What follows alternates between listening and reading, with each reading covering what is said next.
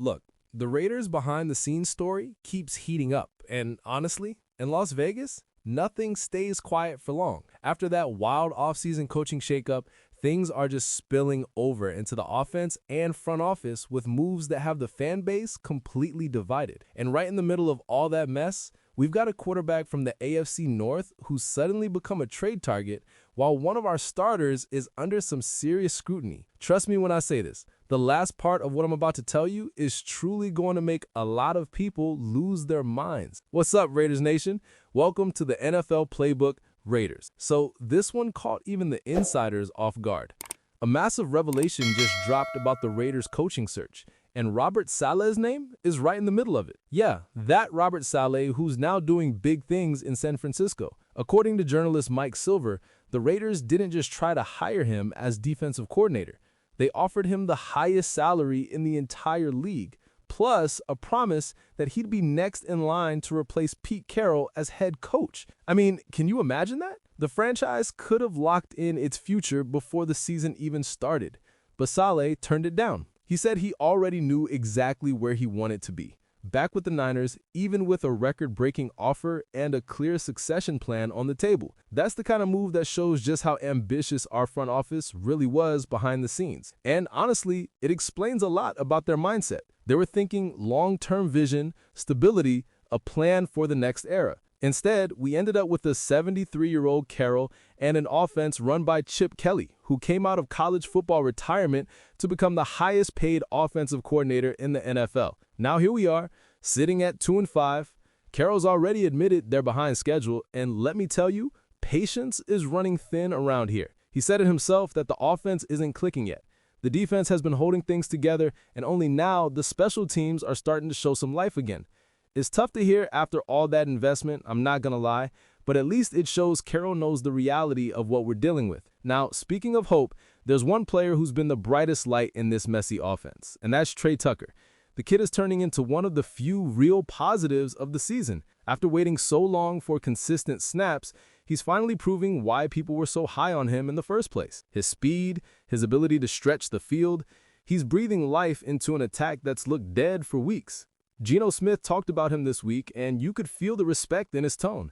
Said Tucker is a problem for defenses, that he practices at full throttle every single day, has great hands, plays bigger than his frame, and brings real energy to the field. And you can see it, man. It's raw, it's real, and it's exactly what this team needs. Pete Carroll even chimed in saying Tucker's been their most effective deep threat, and that he's improving on short routes too. That's high praise coming from a coach who doesn't hand out compliments easily. To be real with you, this is proof that the Raiders' issue isn't a lack of talent.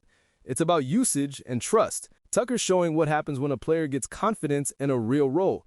If the offense keeps building around that energy, maybe Geno finds some rhythm again. I really believe fans know when someone's playing with heart, and this kid's got plenty of it. But just when things start looking up, this team finds a way to flip the script. This move shocked everyone. The Raiders just signed veteran wide receiver Tyler Lockett. Yeah, the same Lockett who shined for years under Pete Carroll and Geno Smith in Seattle. It's basically a Seahawks reunion happening right in our backyard. Fans online went wild. Some said it's a smart veteran pickup, someone who can mentor the young receivers like Trey Tucker and Jacoby Myers. Others called it a desperate move from a team that's lost its direction. There were memes calling him 85 years old and jokes that the team should just bring in Russell Wilson to finish the set. But beneath all the laughs, you can feel the frustration. Raider Nation's tired of watching the front office chase aging vets while the young guys sit and wait. Every week it's rebuild mode, but the decisions scream panic. And even though Lockett's a pro's pro, he's joining an offense still trying to figure out what he wants to be. Honestly, I get both sides.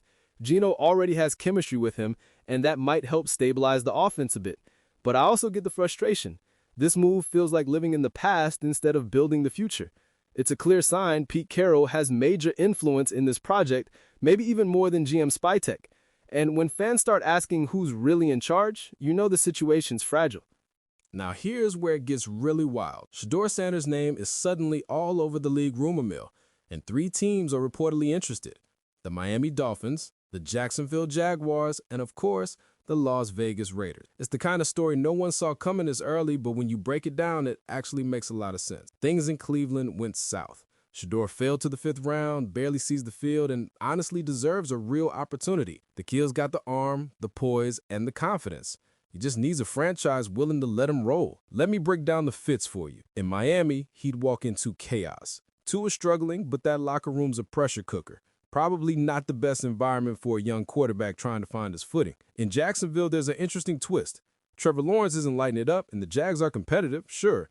But with Lawrence still under contract, Shedeur would be nothing more than the headline. A reunion with Travis Hunter would be fun, but that's more marketing than football, if we're being honest.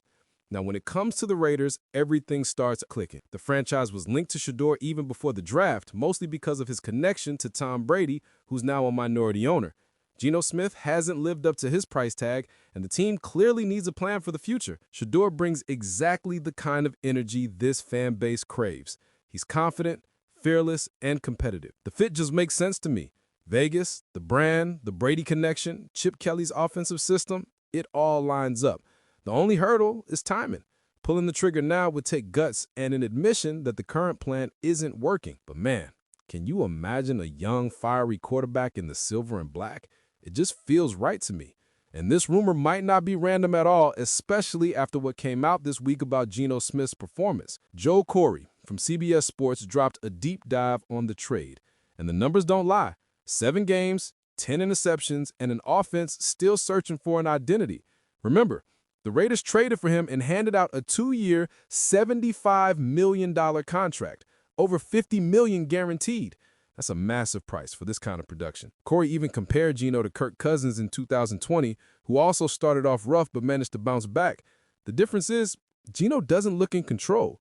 He's stuck between trying to play hero and trying not to screw up, and ends up doing both. You can see the frustration in his body language. Even in his interviews after the loss to Kansas City, he said all the right things, took the blame, said he's pointing the thumb at himself.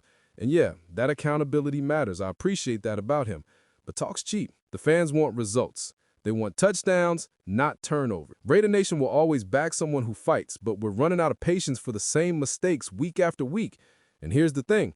When your quarterback is the centerpiece of your offseason and you're sitting at 2-5, the conversation shifts real quick. Patience turns into pressure. Geno still has a chance to turn it around. I'm not writing him off completely, but time's running out. The locker room feels it, the coaches feel it, and you can bet the front office is already exploring options, maybe even Shedeur, because right now, this new beginning feels like deja vu. And trust me, Raider Nation's seen this movie before. We know how it ends when things don't change fast. After all that, you can feel it. This is one of those defining moments for the Raiders. Exposed decisions, risky bets, veterans coming in, young talent waiting for a real shot, and the quarterback position already under debate before midseason. It's the kind of moment that tests the soul of a franchise. But through all the chaos, one thing never wavers, and that's the fans. Even in the worst stretches, Raider Nation doesn't walk away. We argue, we debate, we cheer, we bleed for this team. So drop your thoughts below. Does Geno still deserve your trust? Is Shedeur the start of a new era?